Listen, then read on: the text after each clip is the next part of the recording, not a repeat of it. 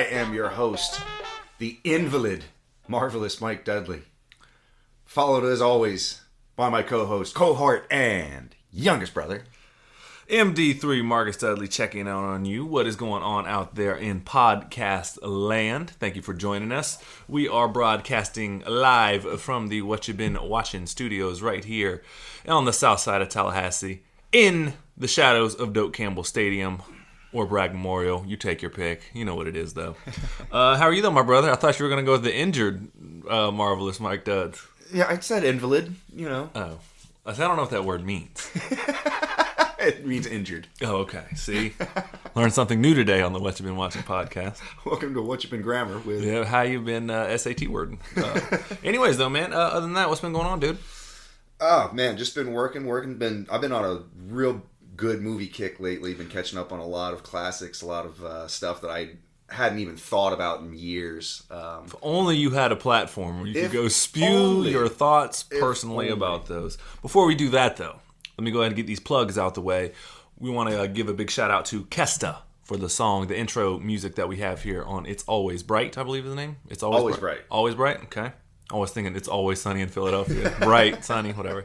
But yeah, Always Bright, Kesta, thank you. You can find us at What Ya Been Watching Podcast at gmail.com. Please write us with all your romantic queries. And we will answer them. We will. And where else, my brother? Facebook.com/Dudley Bros Podcast. Or, just come see us in the streets. We out there. We out there. We out cheer.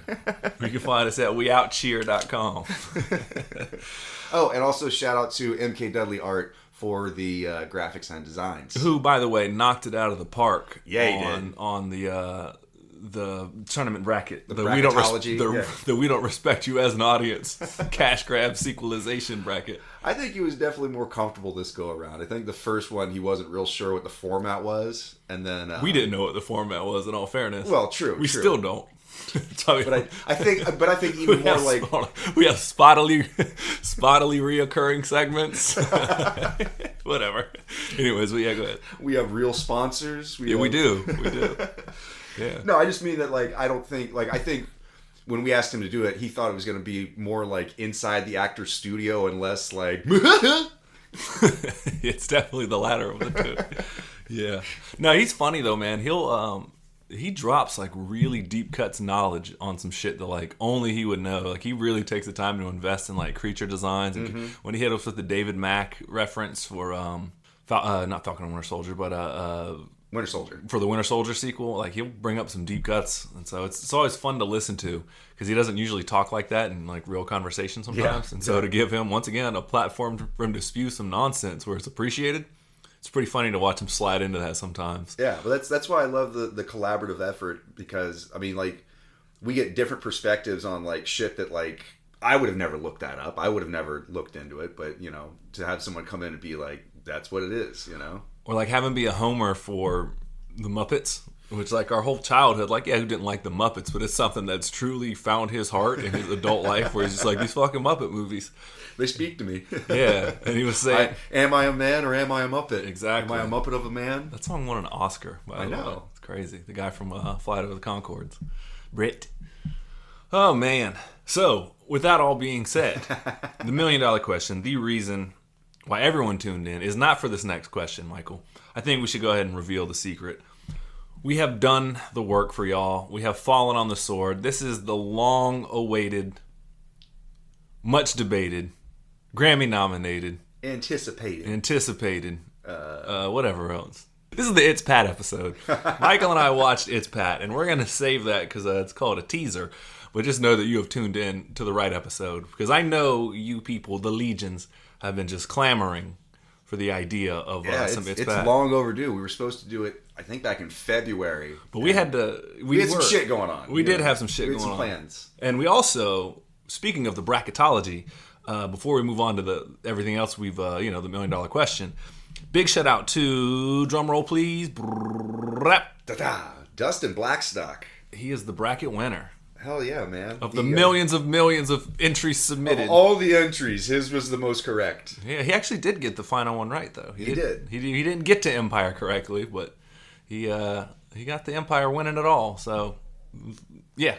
congratulations. Your super rad package should be arriving any day now. I'm working on some BIG things behind the scenes, possible teaser for some merchandising opportunities. Oh, shit, son. So keep an eye out on the Facebook page. Words? Yes, sir. Well, cool, man. All that's out of the way. My brother, what you been watching? My man, I have been, as previously said, I was on a real good movie kick lately. Sat down and watched Conan the Destroyer. Conan the Destroyer. That's the sequel to the Arnie movie? Yeah. It's the second in the series. Not the one with James Earl Jones as Tulsa Doom, but the really shitty one that's a lot more Dungeons and Dragons than Conan the Barbarian. You know, he gets the wizard, he gets the princess, not Kareem Abdul-Jabbar, what's his name? I don't know. Wilt Chamberlain. Wilt Chamberlain? Yeah. Big Wilt. He plays the princess's bodyguard. And all I could think about was like, I wonder who's fucked more girls at this point, Wilt Chamberlain or Arnold Schwarzenegger. Probably Wilt still. Wilt had a body count on him. That dude was an assassin. Yeah, he was. So I'm a little familiar with the first movie. I'm not as familiar with, I think it's the Destroyer, right? Right. The first one was Conan the Barbarian, which is basically the main plot is he seeks revenge on Tulsa Doom for basically slaughtering all of his people. Yeah. Pretty straightforward plot, but it works. Yeah, it's a revenge plot at heart. The second one is a little bit more mythic quest. They got to go to the special castle on the lake that's guarded by magic to get the key to unlock the box to give it to give it to the Wicked Queen so that she can ultimately, surprise, sacrifice the Virgin Princess to their god. So it's a little bit, it's a little bit more mythic quest, a little bit Dungeons and Dragons, less budget, but I think that they did more with that. Spin it in smarter places. Yeah, exactly. Like, I mean, all the costumes look like they came from like the Halloween Magic and Fun Shop. Like that one movie we watched, The Women Warriors or The Women Gladiators. Yeah. They had a budget for 5 horses, and that was it. Yeah. They had exactly 3 swords, and they had to swap them behind they did. There was no more than 5 goons on camera at a time. So. Like, you, grow a beard. You, shave the mustache. We're recasting you. For the same pay. Same shit. You pay sliding scale. Sliding what? Sliding out the door. So, but it's fun. It's fun sword and sorcery camp movie. Arnold Schwarzenegger doing all the Schwarzenegger things, and he hadn't really jumped the shark yet. Then I mean, in the first movie, he's pretty there's no real corny lines or something like that. He's a pretty intimidating. He was still kind of getting his acting chops. Which you come from the bodybuilding world into being an actor. There's 2 people ever that have done that. It's Lou Ferrigno and Arnold Schwarzenegger. That's it. Pretty much. Yeah, he wasn't exactly hired for his acting chops. He was just designed who looks the most like Conan from the comic book. Oh, you, the tall Austrian gentleman. Yes, you'll do. Yeah. It's crazy to think his career path's director. He went from that to being at one point the biggest movie star on the planet. Well, and I was just going to say, the next movie I saw after that was, so after I finished watching Conan the Destroyer, Netflix immediately was like, hey, do you want to see these other Arnold Schwarzenegger classics? How about Twins? And I was like, fuck yeah, I want to watch Twins. It was teach us your algorithm so we can sell it to you. Monetize your eyes for us. They did. They certainly did. It was great. Yeah. Literally went straight from Conan the Destroyer into Twins. I don't think I've seen Twins since I was a kid. I remember it being on VHS at the house. And it's not great. I don't remember it being that great when I was a kid. I remember just watching it because it was on, but because I like Arnold Schwarzenegger and everyone was like, yeah, it's not what you think. I will say, in a weird way, it's sort of a seminal work because it launched his comedic career. He went from that into Kindergarten Cop into Last Action Hero and Jingle All the Way. Jingle All the Way, the illustrious Jingle All the Way. It's a great movie, great Christmas movie. But that was where he was able to start with his comedic chops. I mean, you put him with Danny DeVito, who could just going to lead him by the nose through the comedic timing. Yeah, Danny DeVito's. We just call people by their last and or first name here. We're always like, oh, old Downey. No, talking about Danny D's. Yeah, old Danny D's. No, you just follow his lead, man. Like you said, he's just jump on those coattails and ride it, man. He'll get you there. Oh yeah. The guy has had such a great and really lucrative career in terms of, I mean, working with Taxi, working on I think he was on SNL, a writer for SNL in the early days or something like that. I'm not sure on that one. He was. Some people say his intro into Taxi. I was watching the another podcast, It's Always Sunny, when they had him on around Christmas time. And I think that was voted as one of like the greatest introductions to a character in television history. Really? When he's yelling at him in the taxi cab, like the little the pit or whatever like that, and he's up there on the microphone yelling at people, and he's like, "Oh yeah." And he steps out, and he goes like, and then the camera pans out to a wide shot, and he's obviously Danny DeVito size short, right. And the other dude's like towering over him, but he's got this mean like go-getter attitude. I think I was like super high on like iconic introductions of characters according to certain lists, and definitely the cast of Always Sunny were just singing its praises of like that's one of the best intros you'll ever get on television. Still stands up, and they played the clip, and it does. Yeah. He's so smart, man. And like any interview I see with him, he's always so suave and so like cool about everything, and then he's always punching up the lines and making the interview interesting, like throwing out like shitty one-liners and stuff like that. He don't read the interview reads him. You know what I'm saying? Right. You just kind of like, hey Danny, what do you want to talk about? I want to talk about blank. And you just sit back. You know, I had a sandwich today. Yeah, tell me about the sandwich. Exactly. He's like 80, isn't he? He's getting up there. He's getting up there, yeah. He's getting up there. He's going to live forever because he's so short, man. His heart's not doing that much work. He's got the heart of a 14-year-old. I'm like 6'5", and my shit is struggling to get to the toes and back. It's scary when you think about it. Wake up like, oh shit, my feet are blue. Oh shit, is this neuropathy or am I dead? Oh, I just peed myself. That's why I'm wet and cold. It was Stone Cold. It was Stone Cold with Steve Austin, yeah. So, let's review some of these first off. So, the Arnold Schwarzenegger kick. First off, there's a bit by the great Patrice O'Neill that he talks about. Go and Google the characters that Arnold Schwarzenegger has played, and it's hilarious. Like, his names are like John Smith, John Matrix, Steve Matthews. It's like, you know damn well this dude. He talks, he's like, in the thing, he's like, what's your name? He's like, John Smith. Like, you know damn well your name ain't no John Smith.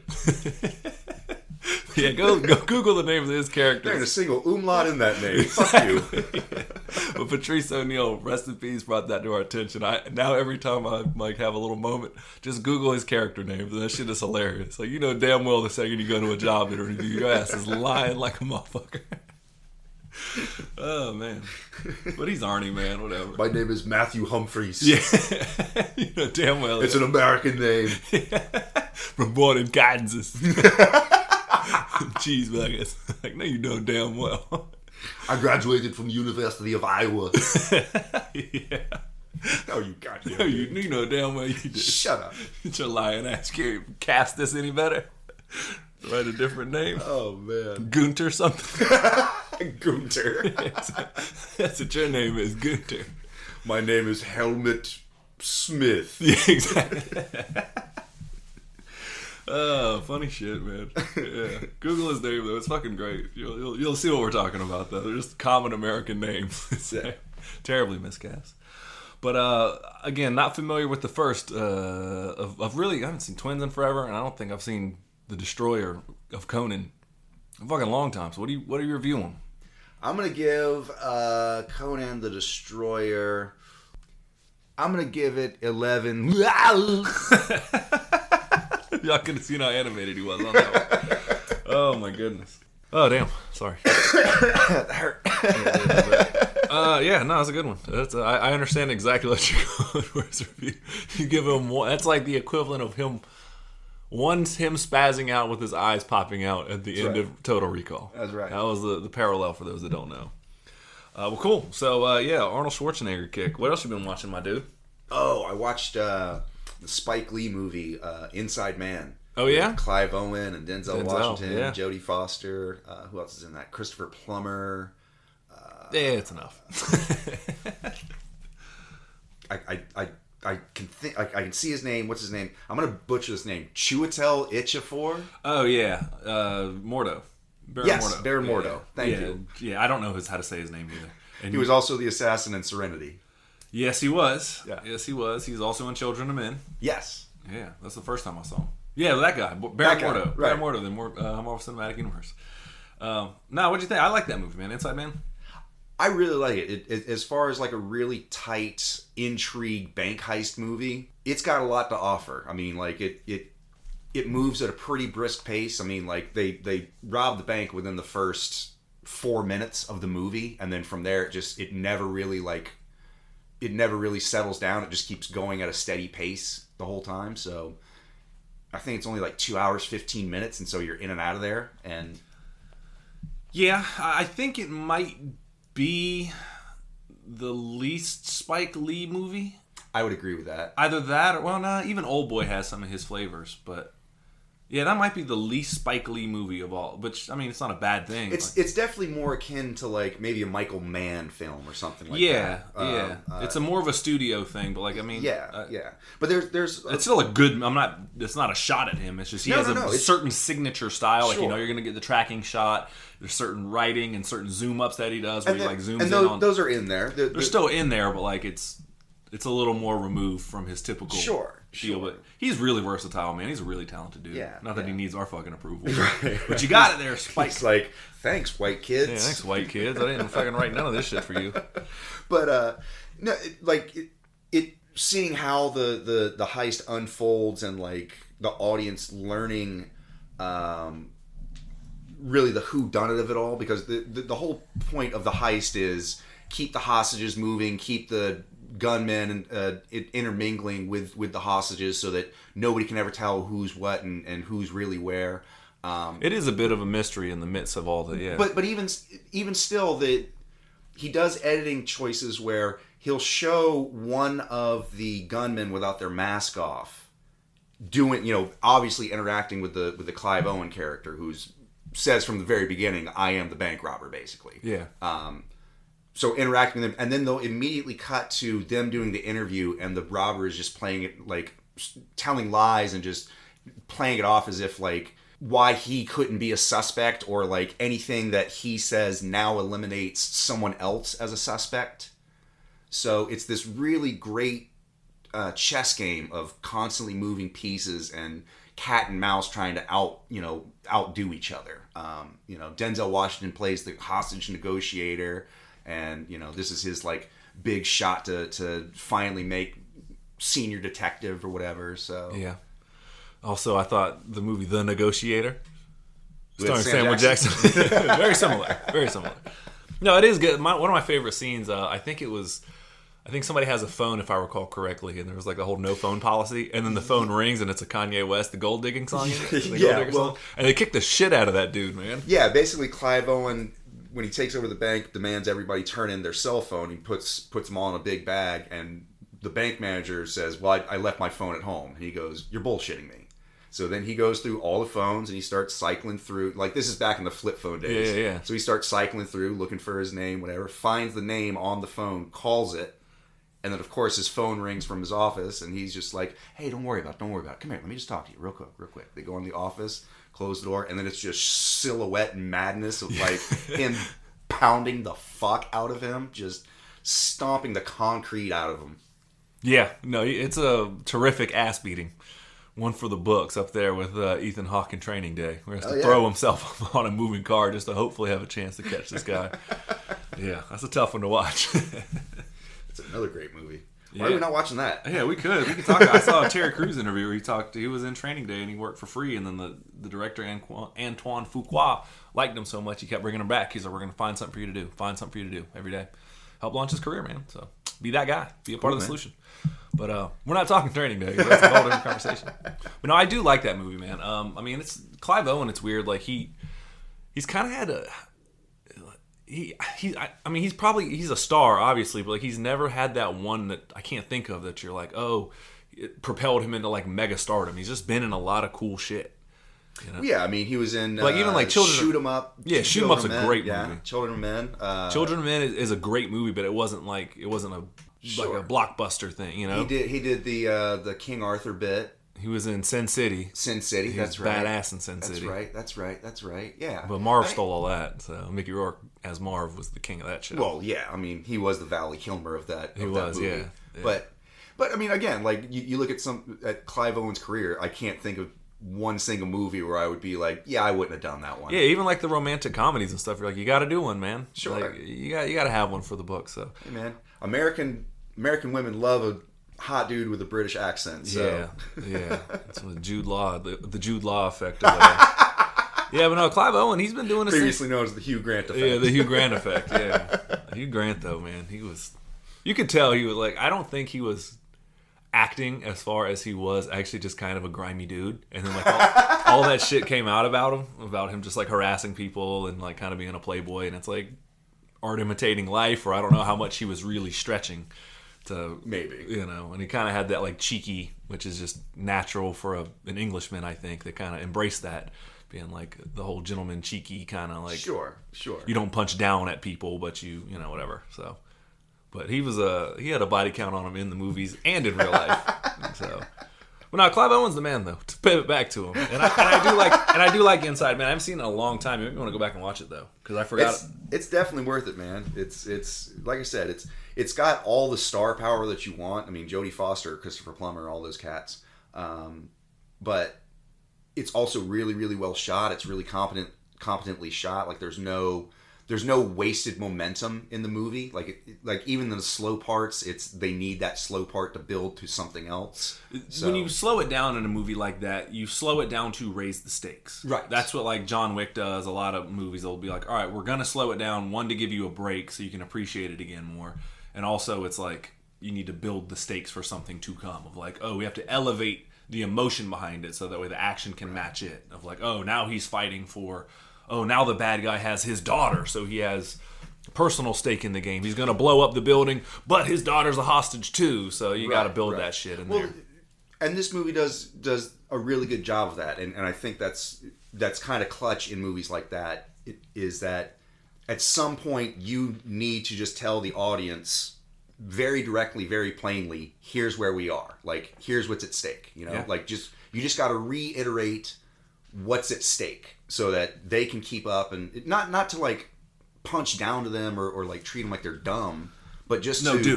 It's not like they're incapable, but it just sort of like solidifies what they already know in their head. You don't have to do it a lot, but you do have to do it periodically.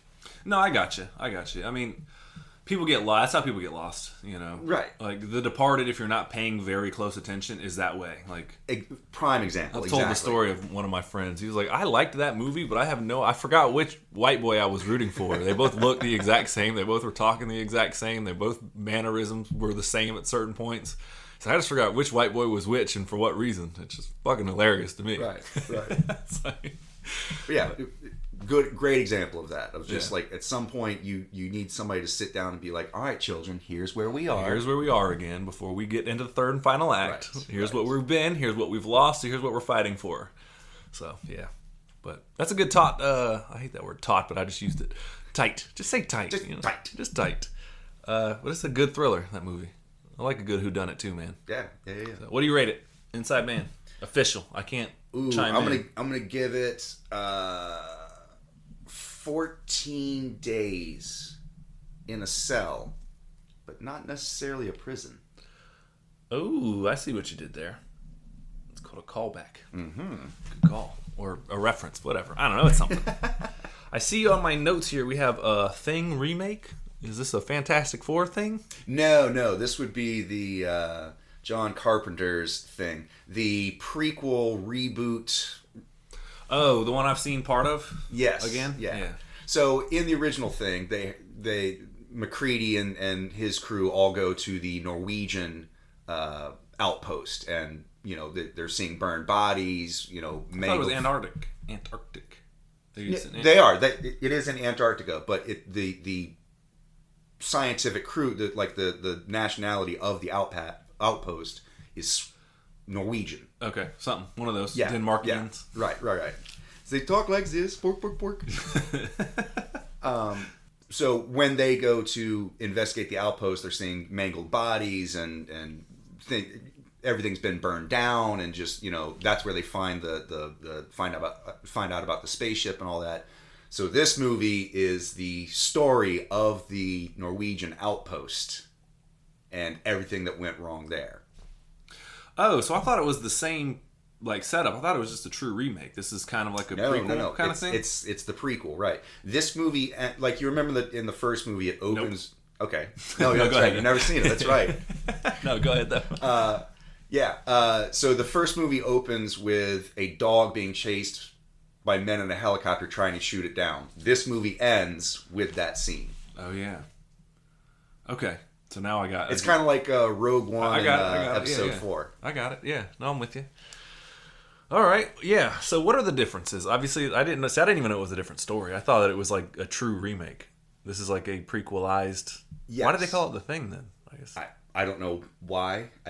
Good question, sir. I think it's piss poor marketing. Yeah, it is. Frankly. It is. Maybe that's why people, because people hated it. They're like, oh, the remake. Well, ultimately, it's for all it attempts to do, and it does make a valiant attempt, and it tries to stay as faithful as it can to the original story. For the most part, I think it's hindered by its own constraints in terms of like there's certain iconic images that it has to hit because we've seen them before in the original. So we have to see the axe in the wall. We have to see the two-faced, creature that was melding together. We have to see the burned body in the shed.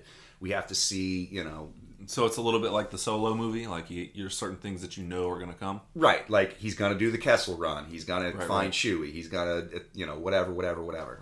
Yeah, so yeah, like that there's certain markers that they have to hit, and then I think the other part that they really fucked up on was besides the marketing, because I'm just now learning this, and they went with a CGI creature, and it looks really hokey and it looks really bad, like sci-fi movie of the week kind of bad. Yeah.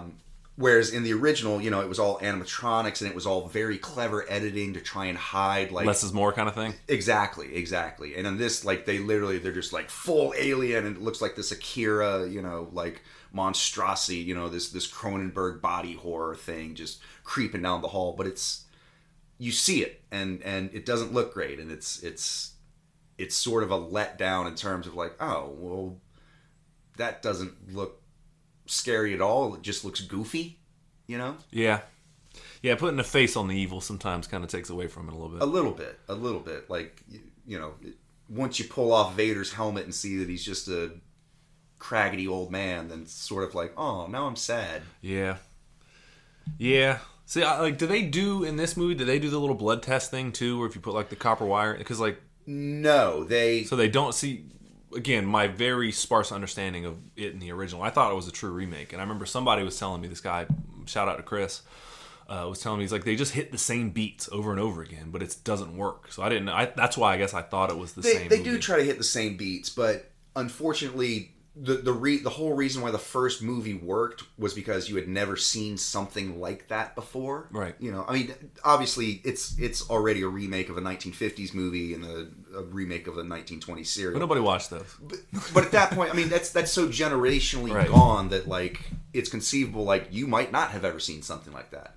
And so trying to recapture that magic of, like, who is the thing and what is it and who can we trust, but not really giving the full credit or giving the full extension of what that means. Like, it's almost as if somebody, like, told a producer the story of The Thing, and then they just went, okay, cool, we can do that.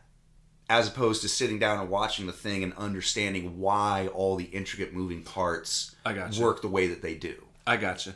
The best analogy I can think of is somebody looks at a cake box and they go, my cake's gonna look like that, and then they just start throwing eggs and flour and all the necessary ingredients, but they don't measure it, they don't do anything, and then they get mad when the shit that they pull out of the oven doesn't look like it does on the box. Exactly. And it's like, we didn't fucking do what makes it work to come together. Yeah, exactly. Right. Like, I got you. You put in all the ingredients, but you fucked up the formula. Yeah, like I got you. That was a good analogy, Marcus. Thanks, Marcus. Yeah. No, I'll watch them eventually. It's on the list. You recommended it to me. Yeah. Again, it's not totally unwatchable. I just think, and in answer to your question, yes, they do they do something similar to the blood test, but it's so dumb that it sort of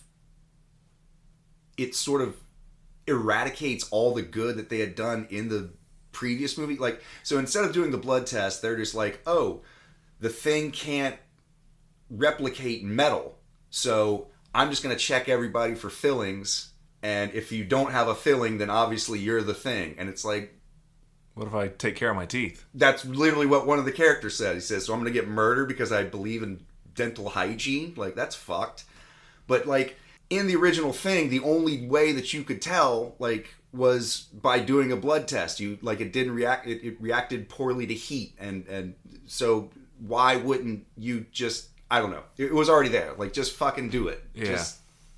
Yeah. Like, they were trying to put their own spin on it. And it was like, well, that's dumb. That's a dumb wrinkle. Don't do that. Yeah. Yeah. Okay, then. Yeah, sometimes, you know, if it ain't broke, don't fix it. Exactly. I would have honestly much rather they did like a Gus Van Sant Psycho kind of thing where they just did a shot-for-shot remake. I would have watched the shit out of that. Yeah, there's nothing wrong with modern. You put Harry Styles in it. Back then. I don't care. Like an infant who became a remake. No. I'm talking like... Oh, today. Yeah, today. Yeah. Like, whatever big star... Put Timothée Chalamet in it. I don't give a fuck. Yeah, whoever. Yeah, whomever. They're one and the same, ultimately. Yeah, they're so brooding. Whatever. So handsome. Yeah. Nah, so what do you rate it, man? Because I know that you hold the first one really, really high. Yeah. We talked about it a lot here. I'm going to give it one wasted storyline. One death of a franchise. Yeah. Maybe not the death of a franchise, but definitely a setback. Yeah, definitely a serious injury. Mm-hmm. Yeah. Be like Jordan coming back wearing 45. It's just not quite the same anymore. The jump's kind of gone. You're like, you didn't have to come back. We remembered you so fondly. Right. Oh, man. All right. Well, cool. All right. I guess what the hell have I been watching? What have you been watching, bro? I've been rattling on. No, you're good. I always ask you first. That's the formula, my guy. I have watched a couple things, mostly cartoons, a couple other things. I watched the elephant documentary with Natalie Portman. I watched a couple episodes of that. Wait, Natalie Portman was an elephant? Yeah, she was an elephant. It's a documentary she narrates. It's interesting. It's a National Geographic one. There's not a lot to say about it except they follow around some elephants. I mean, that's okay. Yeah, it's cool. You feel bad for them at a certain point, and you're just like, man, somebody should really go in there and help these fucking things. Like, instead of following around with a camera crew, give them a big ass bucket of water. That always bugged me. Where they're like, this is the code of the nature photographer. I can document but never interfere. You try to give him a carrot. You hear dun dun dun dun dun dun dun dun dun. A helicopter swoops in, shoot you with a tranquilizer dart. Dun dun dun dun dun dun dun dun. Save the animal. They just shoot you. You cannot interfere. You wake up buck naked in the Serengeti like, oh, I fucked up. Oh, you hear that theme song coming over the horizon. You're like, where are they coming from? Submarines. It's like Apocalypse Now. And they just swoop instead of riding on the Valkyries.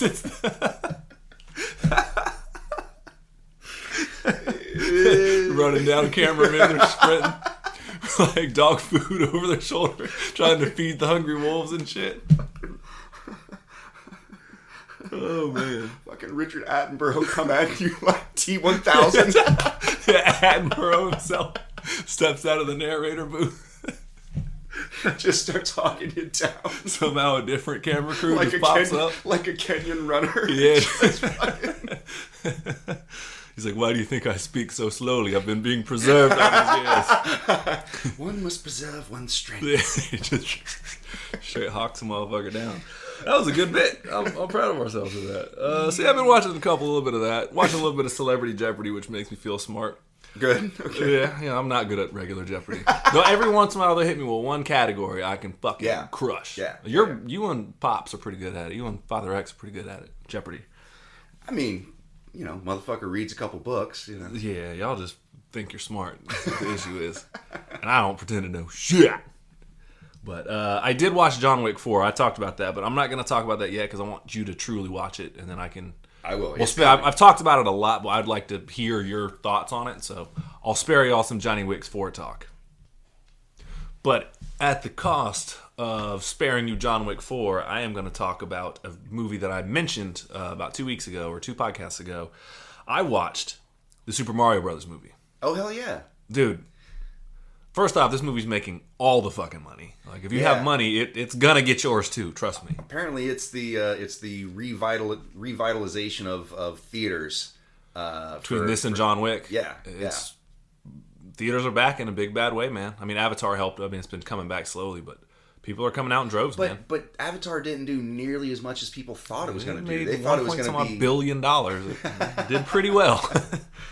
It did pretty well, but I mean, John Wick this one's officially the highest grossing. It's over $350 million. Hell yeah. The fourth one in a franchise. So what does that tell you? People like that shit. It's just getting better and better. Super Mario had the greatest opening for an animated film of all time.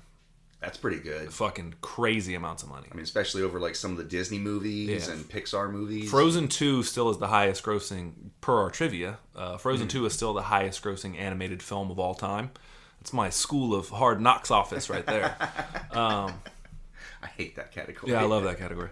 But no, this one's it's already like it's going to cross the $1 billion mark. I mean, between the last 2 weeks, it was like 700 something or 500 million, and then it was 250 million. So it's barreling its way towards $1 billion some odd dollars, man. Let's do it. Why not? Dude, I'm gonna be real. The people that just chose to shit on it online mostly were critics. Like, it's one of those things where the critic score and the actual audience score is like, or the cinema score or whatever, opposite ends. One's like, it's mediocre at best, and the other people are like, dude, I fucking loved it. My kids loved it. And like, if you can't appreciate this on some level, like, you have no joy in your heart. Is how I feel. Even if you've barely played Nintendo and you have a passing familiarity of just the theme songs and what Mario is and the power-ups and shit like that, you'll truly appreciate it, man. Yeah, I've heard that the movie is a real, like, who's who of Easter eggs and cameos and you know, little thing that they throw in just for like, hey, remember this from that really obscure Mario game a long time ago? That's exactly what it is. Yeah. And I'm here for it personally. Like, yes, I'm an easy mark. Let's get that. Y'all, if y'all haven't figured that out by almost 40 episodes into the podcast, like, I am an easy mark. And if you show me the thing, I'm like, they did the thing. It was Kang or MODOK. He was on screen with the head and and he floated and he had the thing and he shot the laser beam. Yeah, remember that? That was cool. Yeah, that was cool. I'm Chris Farley in the fucking SNL sketch, which we'll talk SNL in a minute. But yeah, admittedly, when I first saw the trailer for it, at first I would have said like, oh my god, why do we need this? But then I remembered a little movie called The Lego Movie where I said the exact same thing. And it ended up being one of my favorite movies, not only of the year, but like one of my favorite animated movies ever. It's a little different in the fact that there's zero plot line with the Lego movie, with Legos. That's the whole point of them is it's your imagination. You can buy a castle set, but you can build a fucking spaceship out of that castle set if you wanted to. But even though like the plot line for Mario, it's fucking so minimal. Like, usually Daisy or somebody gets captured and it's up to Mario to save the day. And that's the plot, exactly. Yeah, I'm sure he has to go to Bowser's castle and go to level 8-8, and I'm sure at some point he teleports through tubes and picks up a fire flower. Yeah, that's exactly what happens. Yep. It's cool though, man. Like, again, to the people that wanted to shit on it or whatever, I get it if whatever your expectations were. I just want to ask an honest question, like, what did you expect? Like, it's a kids movie. I understand that some people are saying all it does is the bare minimum. It just checks the bare minimum boxes of what we wanted from this movie. And it's not a bad thing to do more. Yes, and thank you. Yeah, exactly. But to me, that's all I want. How many movies don't do that? You exactly. know what I mean? Like, so, yeah, thank you for doing the bare minimum and giving me the things I want to see. Yes. Yeah. And the people that shit on it over Chris Pratt, like, I can understand that a little bit. But somebody said something and it made me kind of wise up to a little bit. Like, you know how fucking annoying it would be for 90 minutes just to hear a fucking Italian stereotype of, it's a me, a Mario, for 90 fucking minutes? Me? I would love it. Michael would love it. Yes, but it would get pretty old pretty fast. And even then, they have to admit that it's a 1980s version of what Japanese people thought of Italians in Americans. So, like, it's not like an up-to-date fucking look at, you know, nuanced look. Like, even look at Mike Tyson's Punch-Out. Like, all it is a fucking You don't understand how badly I want to do a really, really layered, stereotypical voice right now. Michael, I'll give you the floor is yours for 5 seconds. I want to do an Asian guy doing an Italian guy doing an American guy so bad, but I won't. If you hear, I'm going to give Michael 5 seconds, and if it just remains a silent, that means that Michael chose to cut it out. But the floor is yours, buddy. I'm definitely going to cut it out, but you'll love this. Okay. Go ahead. Workshop it. I want to hear this on record, too.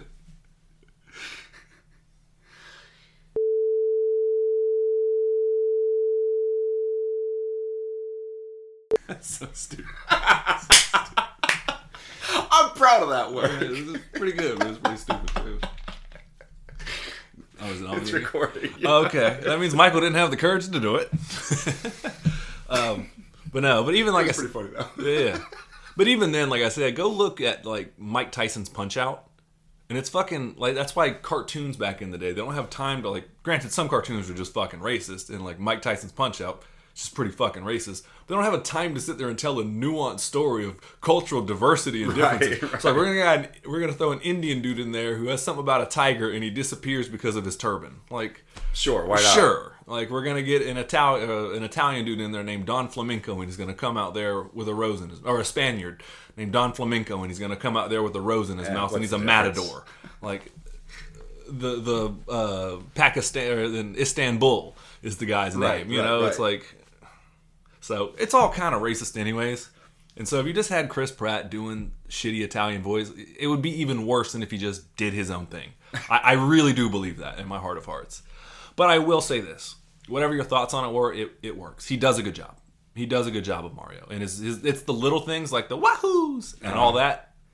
You can tell where he put the effort into the Mario aspect of it, and the yahas and all that, the sound effects. Sure. Like the sound bites from the game. Yeah, the Deersons, all that stuff. Yeah, and it's not a bad thing. And Charlie Day is Luigi, of course, who's great. And at one point, I'm like, man, this is just a fucking Mario movie. It's not a Mario Brothers movie, as it won't pass the Bechdel test if it's the Luigi Bechdel test. Yeah, well, no, if it was Princess Peach, that was just being sure. If the roles were switched and it was Luigi and Mario rescuing her, it wouldn't have worked because she would just be helpless, and that's what Luigi's thing is. But that's also kind of his arc in it. It becomes the Super Mario Brothers movie at the very end, and you're like, oh, thank God, because I was kind of getting to that point where I was like, you can't do my boy Luigi dirty like this, man. Because please believe, if I'm not Yoshi in a game, I'm Luigi. That is spoken like a true younger brother, because only younger brothers were ever Luigi. Yeah, Luigi's the dude, man. That's exactly what Eldest brother was always Mario. You can always tell. Be like, when you played Mario Brothers, which one were you? I was Mario. Fucking, you're the oldest. And I am in a white shirt and green pants, and Michael is in a red shirt and brown pants now. Right. So that's right. I guess we got our attire right. That's right. But it is filled with a bunch of, like, kind of like how the newest Super Smash Brothers game is a testament to video games as a whole. If you appreciate anything historic about, like, if you're into a buff kind of like I am, you'll appreciate all the little, like, Easter eggs, as it were. And some people, it's just Easter egg the movie. Like, yeah, it kind of is. Cool, that's fine. But they check all the boxes. There's all the theme songs when you want them to play perfectly. Yep. There's a scene where it zooms out and it's side-scrolling 2D platforming. They're trying to get to work. And if you pay attention, if you've played Super Mario Brothers 1, Level 1-1, the very first game that came with Duck Hunt and all that shit, I won't give it away, but watch where the platforms are. Watch where the stairs are. Watch what's in their way, floating and bobbing and stuff. It's very close to it. I'll just spoil it. It's an exact recreation, but you don't see it like that. It's New York, like, landscapes. It's modern day, but the exact platforms of where everything is. Oh, really? And the little box. It's a 1-for-1, and you have to pay really close attention. But at the end, they slide down a flagpole, and you hear the theme. Yeah. And it just hit it real quick, and then you go back and watch it. They recreated it perfectly. That's cool. And it's pretty cool. There's a lot of little things like that, and it's not just that. They do a Super Smash Brothers take. They ride go-karts. Sweet. They do it all. Yeah. It's actually a lot of fun, man. Are there indeed penguins, and are they pushy? They are pushy. They do not push the way you want, but more of their attitude is a little bit pushy. They push. They publish the book of push. Yeah. We haven't done that in a while. But I That's an enjoy OG callback. Yeah, it is. But there's a little star sprite that's captured in the movie, and it's so nice. They got some little kid to do the voice, and it's fucking hilarious. I won't spoil it for you, but Okay. I fully recommend the movie, man. Princess Peach certainly doesn't need saving in it. That's one of the plot points of like Mario's just kind of there. It's kind of like Indiana Jones. He's just kind of there. Like, hey, you're gonna go fight Bowser anyway. He also's got Luigi, so I'm coming too. But like, she's well on the quest, well without him. She's just sympathetic and teaches him the rules of the game.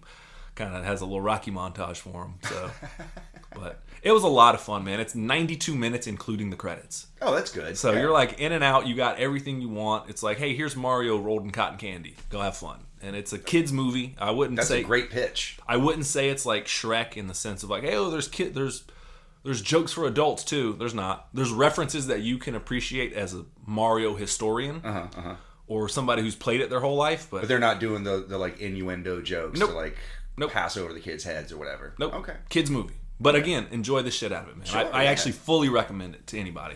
And Yoshi does make a quick appearance, but it's a blink and you miss it thing, which I'm fine with. But because at least he showed up. They showed my boy Yoshi, and hopefully there will be a sequel. I'm more than willing to bet. Oh yeah, as much money as this movie's made, like just on the opening weekend, yeah, they solidified at least a franchise for sure. And I'm all for the Nintendo verse, man. Like I'd fucking love all that shit, man. So bring it on. Give me Mario Karts, golfs, tennises. Bring me a Yoshi movie. Bring me a Luigi's Mansion movie. Give me all that shit. Star Fox, the movie. Give me a Star Fox movie. Give me all of that shit. Give me a Metroid movie. Dirt Bike Kid, the movie. Yeah, everyone's like, oh, you should do Excite Bike. Sorry, Dirt Bike Kid. I know what you meant. I was thinking Paperboy. Paperboy on a dirt bike. While he's jumping hills. But I'll give it 99 stars, man. Truly. 99 There's stars? usually about 120 in a game. Oof. But yeah, it's Maroon. That's a lot of stars. That's a lot of stars. I enjoyed the shit out of it, man. And granted, I am an easy mark, but you can beat the game with about. I'm a real dork mode right now. You can beat the game with at least. You have to have at least 16 in Mario 64, and so there's 120 in that game. So you do the math on the rating, and you tell me where I'm at. It gave me what I want, and then some. Sweet. So, but I truly dug it, man. I recommend it. I won't ruin any bits. Seth Rogen. Here's a hint. He plays Seth Rogen as Donkey Kong. It's just his voice. Sure. And Charlie Day is Charlie Day, and why not? When you look in the credits, Carlos Alarizuki, who played Rocko's Modern Life, is one of them. Kevin Michael Richardson. It's real who's who, and they don't even get like hey, this person played this. They're just like just roll them into the credits. Yeah, just additional voices by. And if you look into that, it's like your fucking childhood. It's like, oh shit, like Rocco's up there and Phil Lamar. It's a lot of people. So oh shit, yeah, why not? Yeah, so I fully recommend that. On that note, we are going to give the people what they want. We're going to take a quick break from our sponsor, Carfax, for these It's Pat Facts. Brought to you by Dr. Seuss. We'll be right back.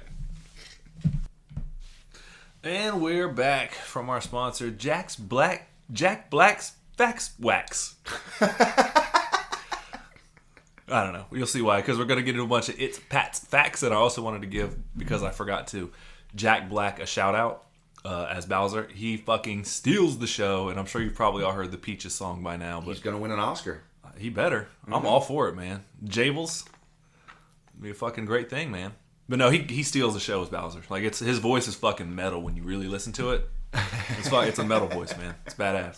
So, but without any further ado, Michael tried to get out of it. Let me tell y'all, before we do anything, who cares about you, the people, way more than the other one? We're just gonna peel the curtain back on this. Yep. Michael, it's funny. I allotted him dodging me a long time ago, so Michael would be like, "Yeah, I'm busy. I'm probably not gonna play D&D tonight." And he'll be like, "Trying to get out of watching It's Pat, aren't you?" Everything he did up until he came and finally watched this, in my eyes, has always been him trying to, oh man, my back hurts, I'm going to be a little late. Oh, trying to get out of watching It's Pat, are you? Not going to work. I'm on to you.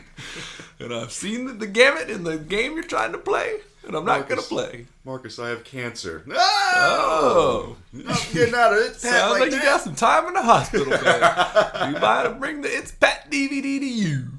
So... Michael's been trying to weasel out of it, but I finally pinned him down because I care about you, the people.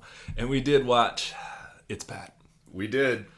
That was a thing that happened. That was a thing that happened. It's a thing that exists. So I'm going to rattle off some It's Pat facts real quick. Julia Sweeney is the star. Dave Foley of Kids in the Hall. That's right. Plays Pat's partner or love interest. Lover, yes. Dave Foley is fucking hilarious in Kids in the Hall, by the way. Mm-hmm. Underrated performance of the week. We're going to get this out of the way. It goes to Charles Rocket. For his role of Kyle Jacobson. You talking about Chucky Rockets? Chucky Rockets. And also the underrated performance of the week also goes to Tim Meadows. But we'll talk about that in a minute. Who is also in this movie. That was more for us than... That was more for us than anything. There was a couple people. Yeah. Phil Lamar made an appearance. Kathy Najimy, who plays Tippy. She's in Sister Act. She's in Hocus Pocus. Didn't know this. Voice of Peggy Hill on King of the Hill. Get the fuck out. Learn something new every day. I've seen that name. The chick from Hocus Pocus is Peggy Hill. And I've seen that name scroll across that screen hundreds of times. Yeah. Never put that together. That was Peggy Hill. Yeah, man. Well, Hocus good for Pocus. her, man. Yeah. Directed by Adam Bernstein. Written, obviously, by Julia Sweeney and somebody else who I will not Google to give you credit. Sorry. But it has a... That's the one person you've mentioned so far. I'm sparing their career. Oh, thank God. Yeah, I know, right? Everybody else is like, man, fuck you. Made a whopping $60,822 at the box office in 1994. Total?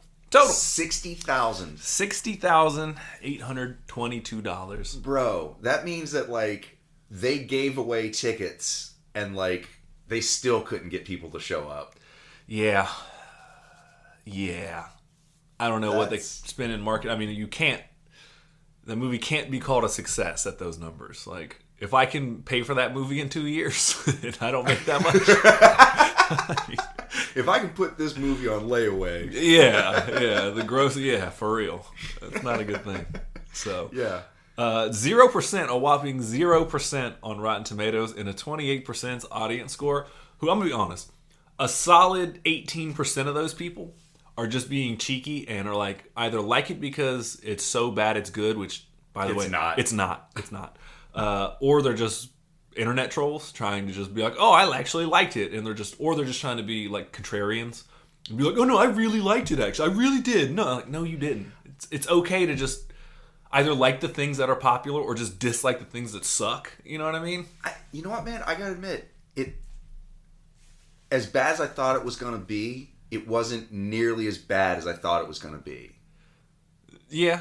No, not at all. It's a complete lie. That was fucking horrible. There were some highlights of it. You want to talk highlights first? You want to bash the shit out of it first? I mean, they're one and the same. Like they are.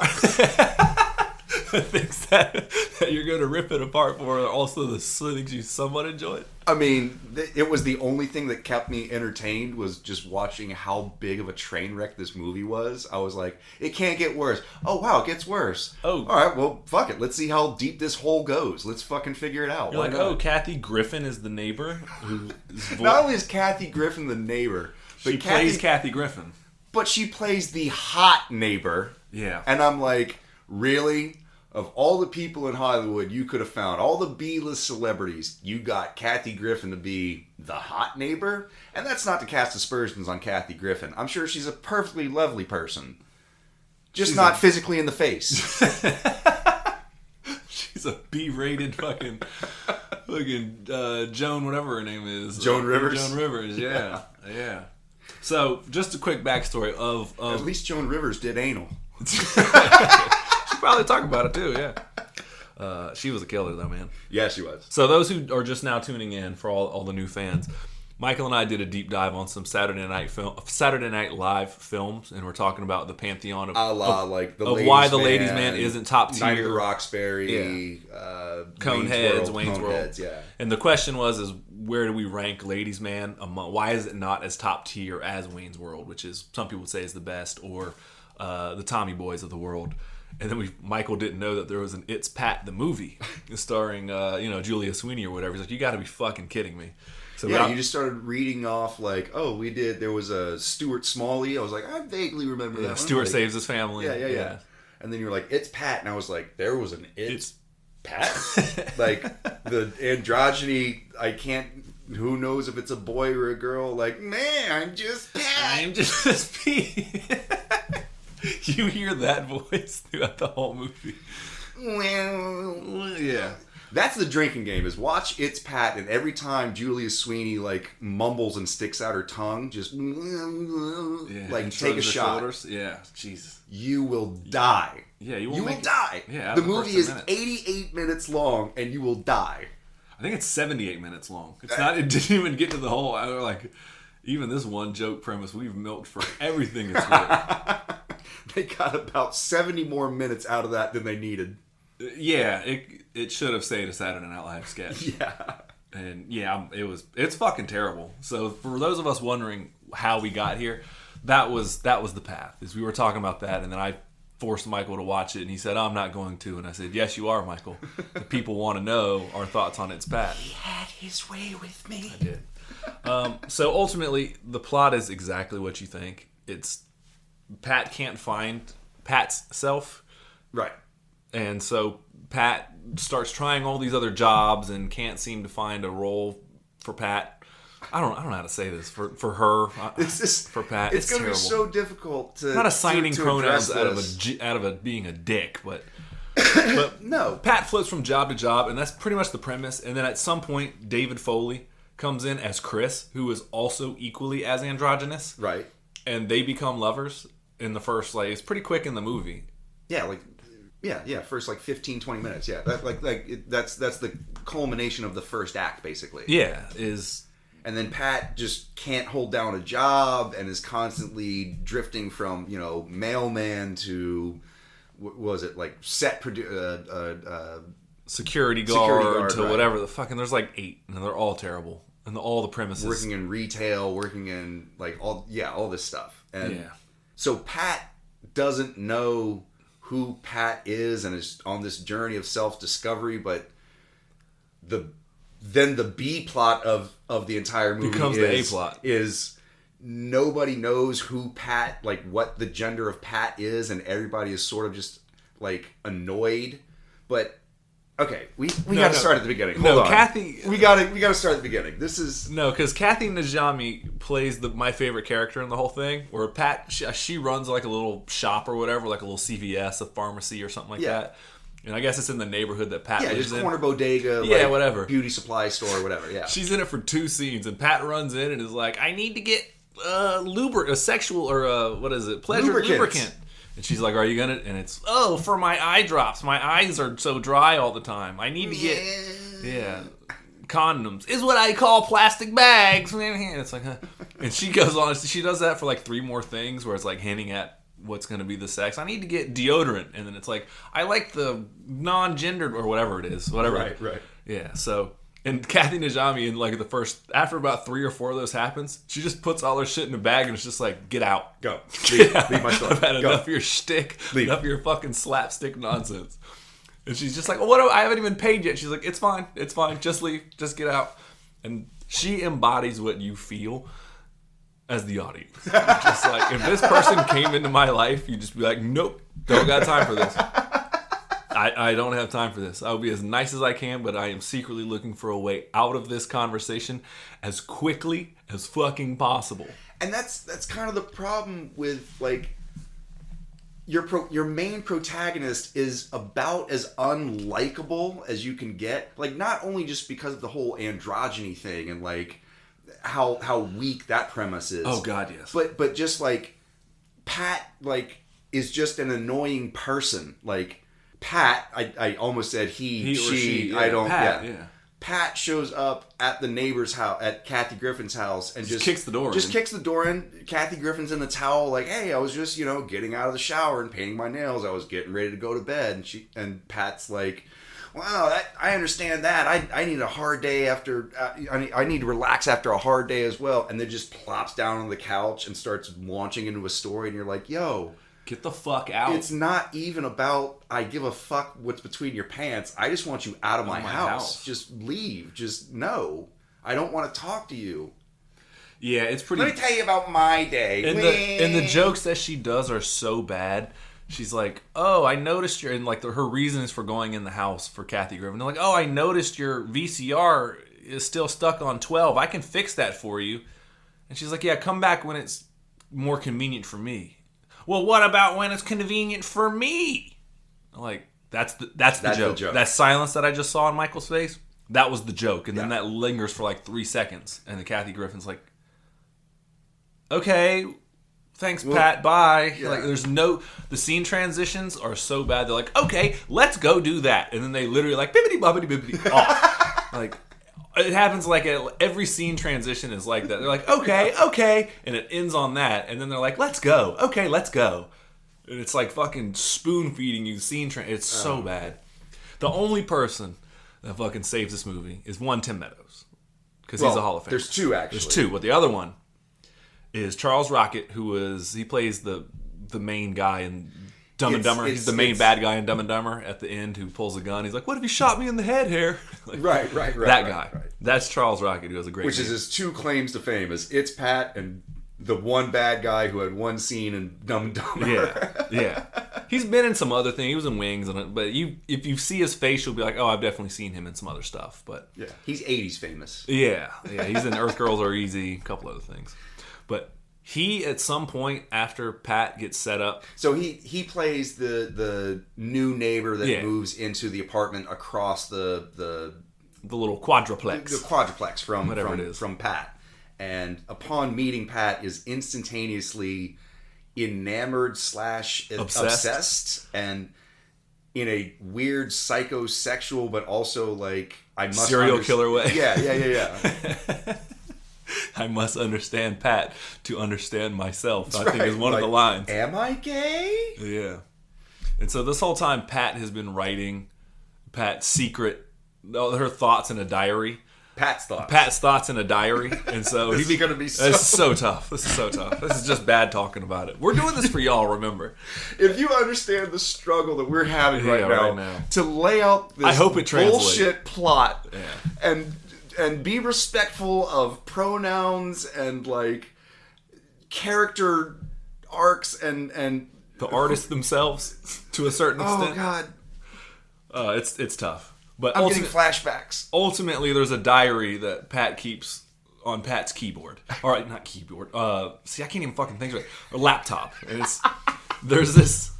This is the second time this movie has broken us, bro. Oh, I know, dude. It's terrible. It's dog shit. We've already devoted too much time to it. Just bail. Let's just bail now. No, we got to finish, Michael. Let's just get off the boat. Nope, we're finishing strong. We're finishing strong because I got to talk about my man's descent into madness, and that is the highlight of the movie. Okay. So the neighbor becomes obsessed with getting this laptop because it has Pat's deepest, darkest secrets, and Pat lets that secret out. He goes, what's the password? It's in the dictionary, is the whole thing. And so this guy, Charles Rocket's character, it's actually pretty fucking funny. And I don't think it was intentionally supposed to be, but his descent into madness is fucking actually really fun to watch. Because at first, he's just spending all of his time thinking about Pat, like with binoculars and like peeking in the window. Pat is a riddle wrapped in an enigma, wrapped in a solution that I must solve. Yeah. And like they keep cutting away to like he's obsessively looking through the binoculars at Pat, like 10:41, wake up. Yeah. Wearing nondescript pajamas. I can't tell.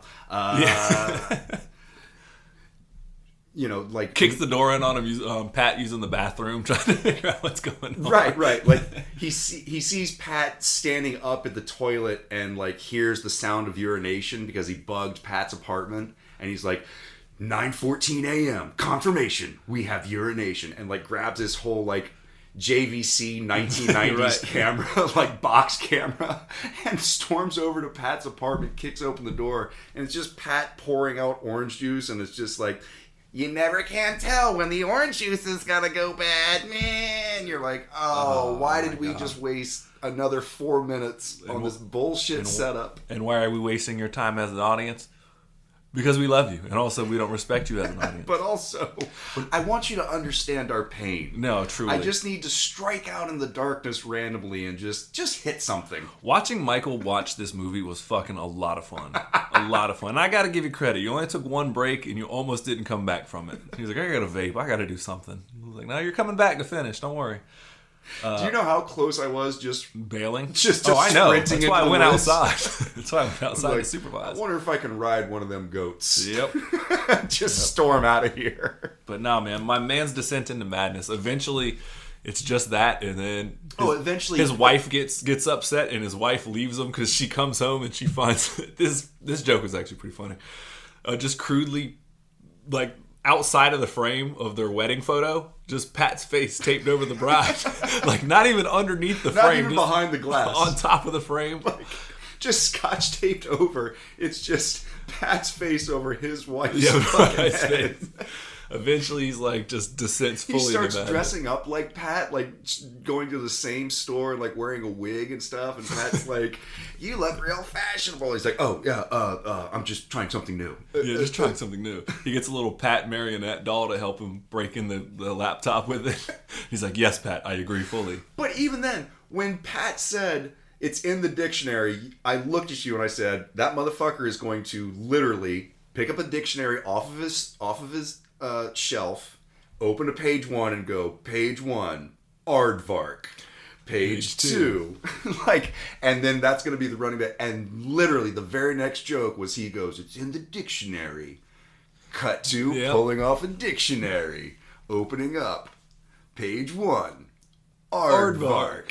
And what do you think, as he's descending into madness and he's wasting more time, what do you think the answer to it was?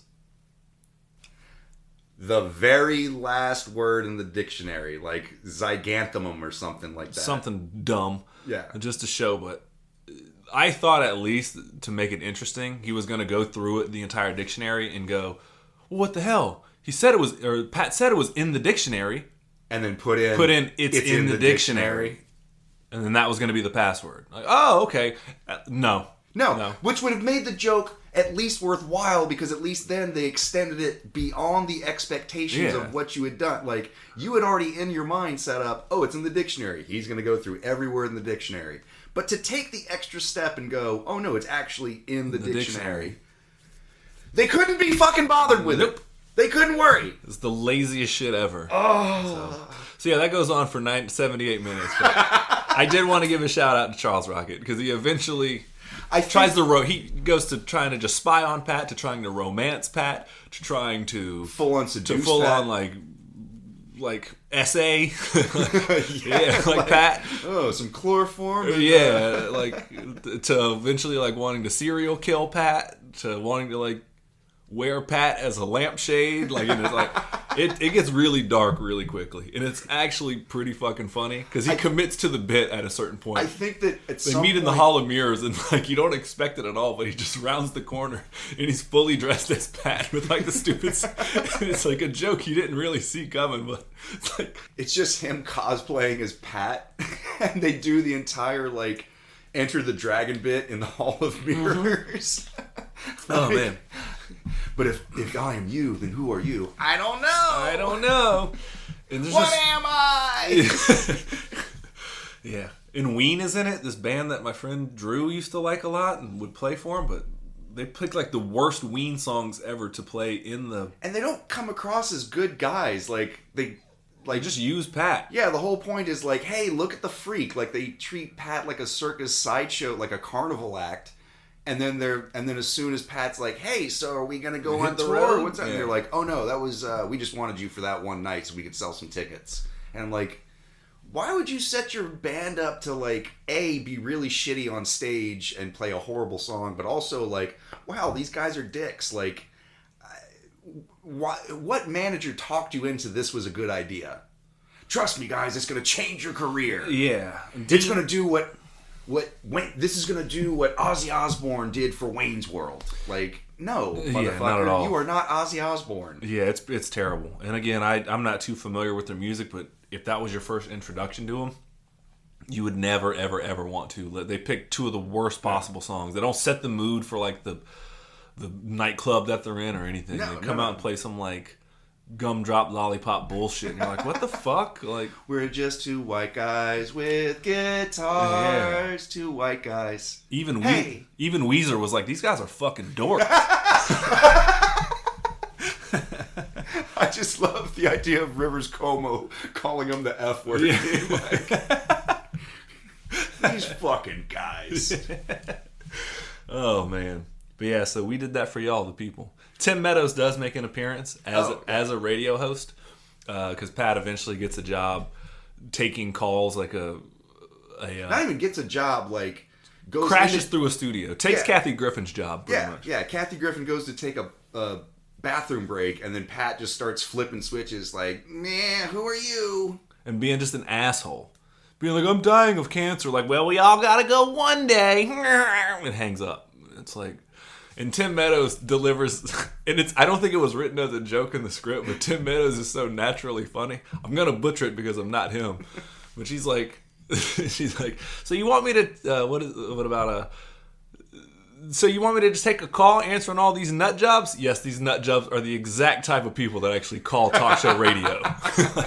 And it's not written as a joke, but his delivery against what was just said. Just so straightforward and like, You can tell why he was on Saturday Night Live for fucking like 14 years. Like, and then you and I think at that point we stopped watching the movie and just went on a whole tirade about like, what if this is like not, like what if It's Pat is just the origin story of Leon Phelps? Like this was his first radio job, and then this is what Pat was what inspired him to go on and become his true self and form the ladies' man. And he's like, that's the one that got away. He's like, I never fucked Pat and I never wanted to, but everybody else can get it. And that changed him. He saw something that day.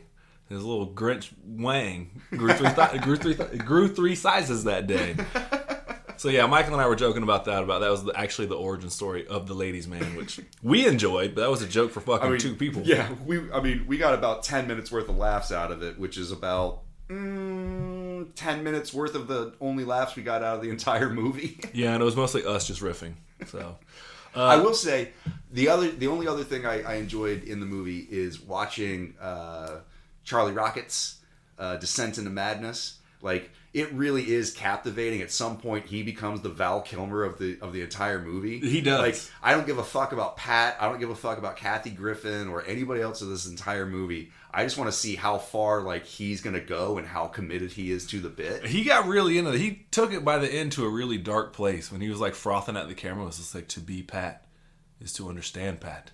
To understand Pat, well, that's to understand myself. I must be Pat. I must be like, and you can tell he really got into it. So, but yeah, you stop giving a fuck about Pat. You're like, is this dude gonna kill somebody? Because it looks like if you pan the camera right, he's probably killed a bunch of small animals working his way up the serial killer chain to get to like humans, and then he's gonna Jeffrey Dahmer this shit at any minute. Because that's the most logical progression here. Just saying, this dude has a large collection of let's call them keepsakes. Yeah. Yeah. That he does not want people to see. Tucked away in a floorboard. Wrapped up in paper and twine. Why are we using air quotations in the audio? Oh, man. Yeah, it's a visual medium. Yeah, dude. So, I got nothing else on It's Pat, man. It is, I can say this, it is not a movie that is even so bad it's good. No. There was a couple, because the bar was so low, there was about 3 things I enjoyed, like I mentioned. Tim Meadows, the descent into madness, and Pat makes one joke that's actually like on the radio host. I was about drowned. This one guy calls and he's like, Pat, I was like, I need help. I'm thinking about killing myself. I've thought about hanging myself. I've thought about shooting myself. I've thought about cutting my wrist. And Pat goes, have you thought about drowning? It's like a cold, wet hug from God. And hangs up the phone. That's some gangster shit to say. We laughed at that. That was the most gangster shit. We were like, oh my God. Yeah. Just because I was some gangster shit. This man just said, I want to kill myself. And she said, you should do it in a bathtub. Gave a suggestion. The only thing worse you could say is, no, you won't, you pussy. So that's like the only thing you can say that's worse. I bet you won't. I bet you won't. Jump, pussy. Give me your number. If you answer that phone tomorrow, you're a pussy. Yeah. So there was that was the one joke that kind of slid under the radar on this, but God. It's not campy to the sense of like you have fun watching it. It was a fucking hate watch, and Michael and I got through it together. I can't even say I recommend it. Like, honestly, I literally am trying to think of redeeming qualities, and the only one I can think of is that like it's in color. The DVD didn't skip. Yeah, you know what I mean? Like, yeah. Like, yeah, it was in motion and in color. So, yeah, it's bad. It's like, really. If you're a masochist or a completionist, right, or just want to see like how far down the rabbit hole goes, then sure, go for it. But you're not gonna have a good time. It's not gonna be. You're not gonna walk out of this like, oh, you know what? Actually, there was some funny parts in that, or something like. There's a joke that's gonna influence my life. Like, no, there's not. It's 78 minutes of a really dry joke that really should have only lasted about 8 minutes. Even like the moral of the story of like. Go find your true or go self. find yourself, Yeah. or whether it be your sexuality or your career or that one person or whatever. Like, it's so muddled down in just like bullshit. Buffoonery. Oh, the opening theme song's pretty fun, but that was on SNL. They do the full version of the like. They do like the WandaVision kind of like it's Pat androgyny, yeah, some kind of like scat bullshit, whatever. Michael and I were like, we're like 2 minutes into the movie and the theme song came on. We look at each other and we go, is this the highlight of the film right now? Is this might be the high water mark right now. So it only gets deeper and darker from here. Yeah, the theme song was not bad. We were right. That was a high mark. Yeah. So okay. I gotta say, my favorite moments of the movie was like the 3 minutes before I actually hit play. Yeah. Oh, it opens on such a flat joke too. Oh my god, you immediately regret it. Like the opening, it starts off in her mother's birth canal. Like it zooms I looked in. at Marcus and I said, "We're really opening up in vaginal tubes. That's what we're doing. That's what we're doing. Fuck this movie." You hear Fuck Pat narrate, and then you just see like shitty cardboard vaginal tubes as the camera like zooms out of it. You're like, really? And the ADR is a baby crying, and you're like, yeah. It starts off really bad, and it doesn't get any better. It literally opens up with the doctor being like, "Hey, it's and then the nurse comes in and is like, "Doctor, we have an emergency." Yeah. And he's like, "Well, here's your baby." Fucking smash cut to 30 years later, and we're like, "Really? That's your fucking opening? Is some stupid Laurel and Hardy bit? Get the fuck out of here." The mom looks at the baby and is like, as Michael was saying, like, "Oh, there's an emergency," and the mother grabs Pat and you go, "Oh, it's Pat," and the whole, which we joked about in the previous podcast. Yeah, the whole joke's about like, are you a brother or are you a sister? I'm just me, and then I'm running away out of here. It's bad. So that being said, we've ripped it. Go watch it. Yeah, just go watch it. You'll come hard. Yeah, and then actually, that wasn't over my head. I was so ready to. Yeah, it's pretty bad. Actually, do watch it and then write us in your thoughts. What your favorite or least favorite parts were. Or don't. At what you've been watching podcast at gmail.com. Use the subject line, "It's Pat." And I'll read it in that voice. I guarantee you, we will read that. If you write in about, "I saw It's Pat and I have thoughts," we will read them. Or like, "I want your home address so I can come murder you for making me listen to that podcast."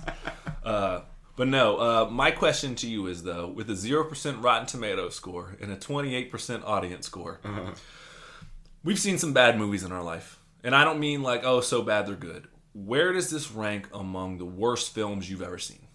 Because it's on the list. Don't tell me it's not. It's 100% on the list. Again, like, when I think of something like The Room or something like Mystics in Bali, like, those are bad movies, but at least they have, like, The Room is super quotable and it's so awkward that it's sort of, it's the modern day what's the Tim Curry movie, Rocky Horror Picture Show. Sure. Not intentionally, but it's become that. Sure.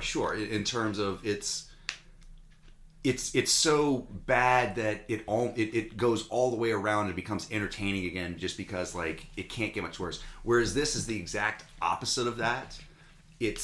It gets so bad, and I just keep hoping for some redeeming quality, like some quote, some character development, some je ne sais quoi, where I'm going to be interested and have some sort of reflection on the movie and go, you know what? But that one part was really cool, and there's really not. There's really, really not. Like, even the highlights that we were talking about, I think that was just more you and I were entertaining each other about the descent of Charlie Rocket, and you and I going off on a riff about the origins of the ladies' man. It was more, we had to find our own entertainment in this movie. Like, we had to go have separate conversations about totally wild shit just to find some joy in this movie. It really was, like, in the act structure is terrible. The way, like, there's a quote-unquote low point in the movie where, like, Dave Foley character leaves. Chris is like, I've had enough of you, Pat. I can't deal with your back and forth. You haven't figured out who you are. And you're like, this is the low point of the movie for them. And then Pat is just impervious to it. It's just like, I'm going to keep doing me. And it's fucking terrible. Pat never learns a lesson. Pat at all. Ultimately at just all. is... Only because they narrate at the end that they learned a lesson. They're like, I guess what I learned through all of this is... And it's like the final like paragraph of dialogue in the movie in like a voiceover. Right. As you're like, you never showed any of that. Yeah, as Chris and Pat get married. You're like, this is terrible. Like, so, I want to know, though, where does this rank amongst the worst films of all time, and what company is it with? Because I got one that I'll never watch again. I mean, this is pretty high up there in terms of, gosh, I'm trying to think of, because I generally do try to find something in a movie that I like, so it's hard for me to think of one that I just absolutely detested. Honestly, I think you mentioned it earlier, I'm not a huge fan of Rocky Horror Picture Show. That's another one to me that I know is pretty beloved by a lot of people, but every time I've seen it, I've just never had a good time watching it. The songs are not great. Tim Curry is fantastic in it, but yeah, it's not his acting ability that's in question, or his commitment to the bit. No. But the part, not the bit. But yeah, I mean, Street Fighter is pretty. Street Fighter, I can appreciate now. Because I know it's fucking terrible. But that is a really bad movie. Street Fighter is the one that came to my mind. Mortal Kombat Annihilation is also that was a another dog shit movie. The Lobster. I didn't mind that as much. That was another one I was really, really like. It's Colin Farrell just being depressed and mopey for 2.5 hours. And like, okay, cool. I get enough of that in my own life. Thank you. John C. Reilly's in it though, I believe, right? Maybe not. I can't remember. I don't remember. Either way, if he would save that movie though. The movie I thought of that when I saw it that was just absolute dog shit. It was a Darren Aronofsky movie, and it's called Mother. Oh. With Jennifer Lawrence and Javier Bardem. Okay. It is the worst movie I've ever seen in my life. Really? Yeah. Okay. And I watch it knowing that, but like I'm sure there's some deeper meaning of this and this. It's fucking self-important, self-indulgent, like speaking in so many riddles it doesn't even fucking make any sense. Anyone that's like, I found meaning in, like, good for you, but it's bullshit. Right. Like, if you can't watch it without the director being right there explaining it to you, sure. Kind of like a Christopher Nolan movie like Tenet. Like, I'm just going to assume he has a giant fucking manifesto whiteboard that explains how the rules of his world work. Right. Even when I give him that benefit of the doubt, that movie makes no fucking sense. Sure. At least it's really cool to watch. It's really fucking cool to watch. Yeah. Anyone that says, I understand that movie, like the Quentin Tarantinos of the movie, no disrespect, you know what the fuck you're talking about. The movie's garbage. But Mother was one of those ones that when I watched it, I was like, what the fuck was the point of that? Mm-hmm, mm-hmm. And it's like it's beautifully shot, but like that's the only thing I can say about it. And even then, it's just like the plot makes no sense. It's like, are we in? Right. It's still pretty shit. It's just dog shit that's covered in sprinkles. And so that is the company I think Miss Pat. She's a funny comedian. That Pat is with. It is that bad where it's like even as like a joke, I maybe would put it on for somebody else to watch as a joke. But I don't think I could sit through it. If I was cooking dinner and I heard it in the background and I didn't have to commit at all, that's about as far as I could go. See, even then, I would much rather put on, like, turn this crap off so I don't have to hear fucking, yeah. I'm Pat. Like, turn that off. Put on anything else. Like, literally anything else. I would rather watch anal reconstruction videos, where they're going in and fixing old ladies' buttholes.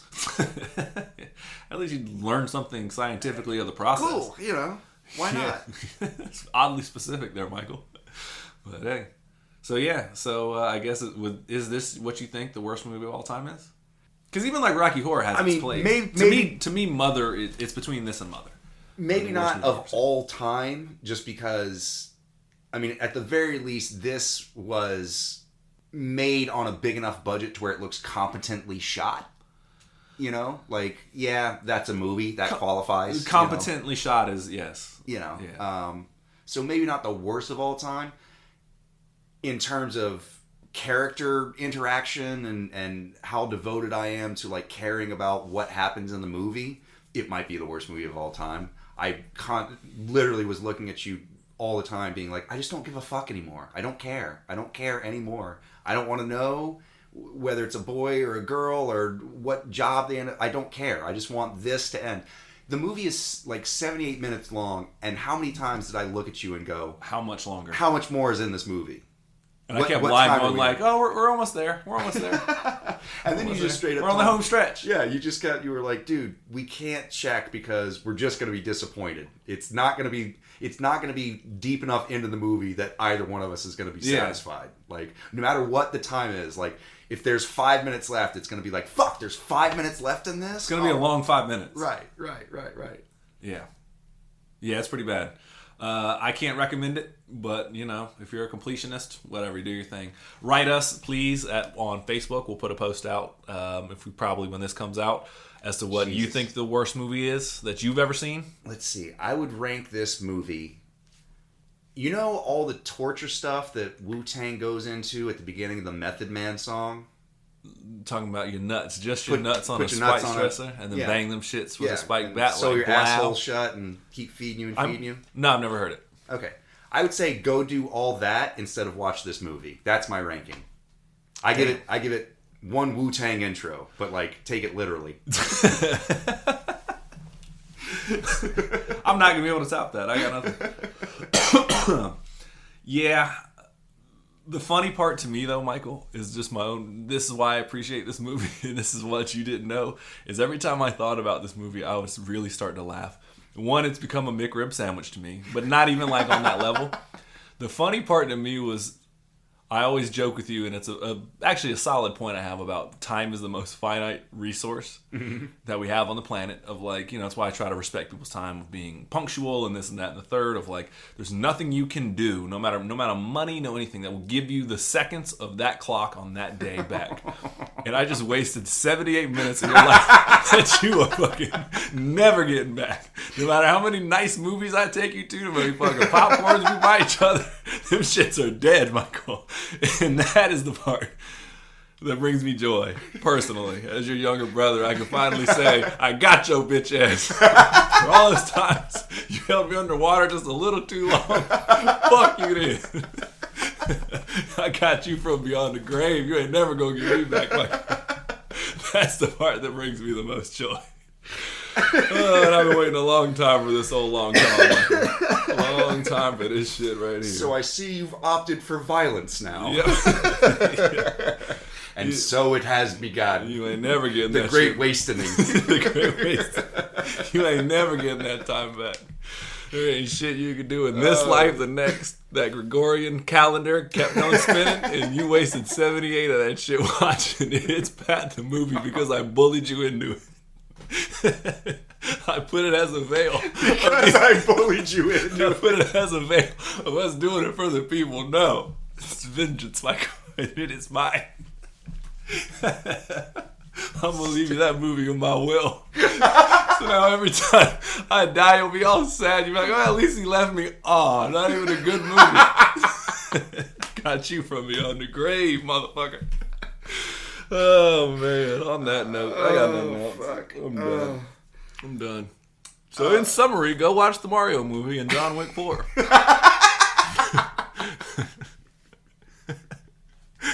Got nothing, man.